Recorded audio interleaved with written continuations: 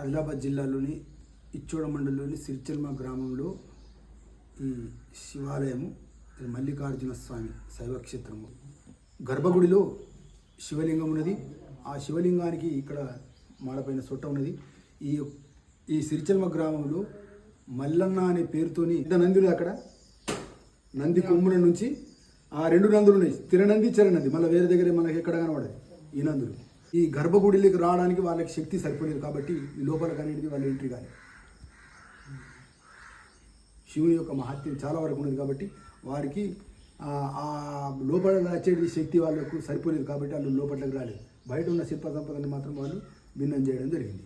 అదేవిధంగా ఛత్రపతి శివాజీ మహారాజ్ కూడా ఒకానొక సందర్భంలో యుద్ధంకు పోయేటప్పుడు ఇక్కడికి ఈ మందిరిని దర్శనం చేసుకోవడం జరిగింది.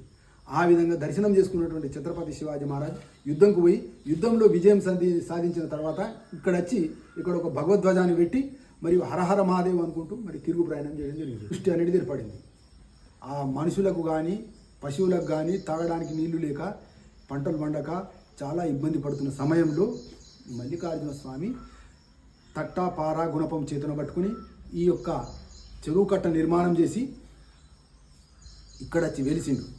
అప్పుడు వెలిసి ఆ పిట్టవ నిమ్మవకు స్వప్నంలో అనగా కలలో పోయి సాక్షాత్కారంగా చెప్పి, అమ్మ మీరు నా కోసం వెతకద్దు, నేను సాక్షాత్ పరమశివుణ్ణి, నేను ఇక్కడ పలాని చోట స్వయంభూగా వెలుస్తున్నా అని వాళ్ళకు కలలో పోయి చెప్పటలకి వాళ్ళు తెల్లారొచ్చి మరి ఇంకొద్దిసేపు వస్తాడచ్చు మనకు కలబడ్డది పట్టింది కావచ్చు అని చూసి లాస్ట్కి రాకపోయేటలేక మరి అందరికీ అక్కడ ఉన్నటువంటి పెద్ద మనుషులకు ఊళ్ళో ఉన్నటువంటి రాజులకు మరి మాకు మా దగ్గర ఉన్నటువంటి దుడ్డల కాపరిగా చేరినటువంటి మల్లన్న మరి రాత్రి అయితే మా కళ్ళలో వచ్చి ఈ విధంగా చెప్పిండు.